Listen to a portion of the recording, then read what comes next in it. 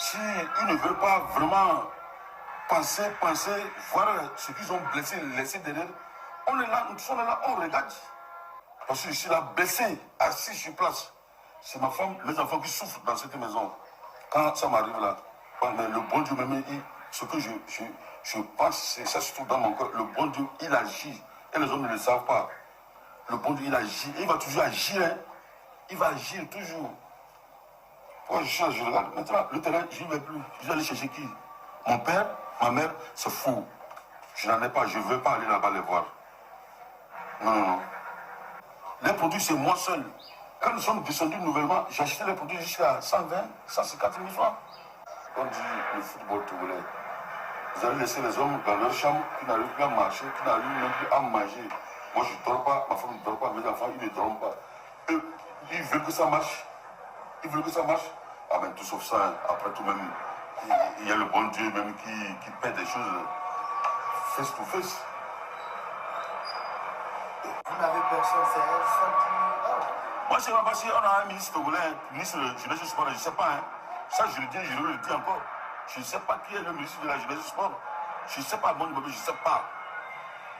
Ça, c'est incroyable. Hein. C'est incroyable. Non, ça, c'est pas possible. C'est pas possible. Si on se voit face à face comme ça, hein, s'ils peuvent lire ce que j'ai dans mes yeux, ils sauront que hein, le bon Dieu, ils sont doigtés. Ça, je te dis la vérité.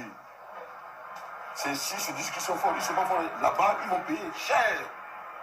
Cher. Le pied est bloqué. Tu vois, c'est les balles de guerre, tu vois. C'est ce que j'ai pris là-bas et puis c'est sorti ici. Le pied ne bouge plus. Et je dis, depuis que nous sommes revenus de l'Angola, c'est comme ça que je suis là. C'est comme ça que je suis là. Et vous pensez que c'est pas payant? Ça, c'est payant. Ça va être dur pour eux. Dur. Je ne suis pas un homme de rue, moi. Salut tout le monde, actualité oblige, on est là encore pour parler de notre cher pays de Togo. Vous venez d'entendre le témoignage de ce grand homme, Nibombe Waké. Pour moi, c'est le gardien togolais, le plus grand gardien togolais de tous les temps. Je pèse bien mes mots. Allez voir le match de Togo-Ghana en 98. Il a fait un truc de fou. C'était un gardien qui avait un style incroyable. C'est une légende vivante, encore abandonnée aujourd'hui. Il était dans le groupe qui a subi l'attentat à Cabinda en 2010. Et aujourd'hui, il est dans la misère totale avec sa femme, ses enfants. Et encore une fois, une humiliation. Déjà qu'il a subi un traumatisme par cet attentat qui était très violent, attaqué par des hommes armés qui ont fusillé le car. Il y a eu des morts, il y a aujourd'hui des gens qui sont handicapés à vie. Et lui aussi fait partie des victimes, aujourd'hui complètement abandonné par le gouvernement togolais. Il a parlé du ministre qu'il ne connaît pas, qu'il n'a jamais vu.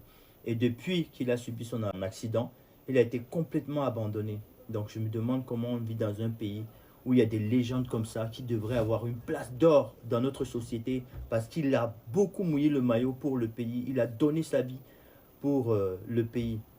Donc, allez voir Nibombe Waké. Les jeunes aujourd'hui ne le connaissent pas, mais ça, c'est un monument vivant, complètement abandonné par notre gouvernement aujourd'hui, complètement dans l'humiliation. Et puis c'est pour ça que nous on se bat aujourd'hui pour que les choses changent dans notre pays et qu'on ne vive plus des moments comme ça où des gens qui ont mouillé le maillot, qui ont donné leur vie pour le pays, soient complètement abandonnés, humiliés et laissés. C'est vraiment pathétique. Je voulais partager ça avec vous et vous dire que vraiment je ne comprends pas la méchanceté de ce gouvernement qui abandonne un monsieur comme ça aujourd'hui, avec sa famille, ses enfants, dans sa misère, dans sa maladie.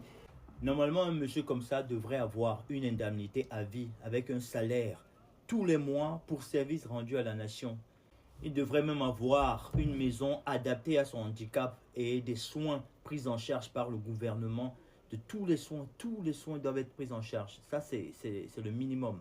Et malheureusement, on a un gouvernement qui n'a pas d'ambition et surtout qui n'a pas de volonté car ce n'est pas les moyens qui manquent. Ce monsieur a rendu service à tout un peuple. C'est un guerrier, il s'est battu, il a donné sa vie pour le football togolais. Et normalement, la fédération doit avoir des assurances pour ce genre de cas.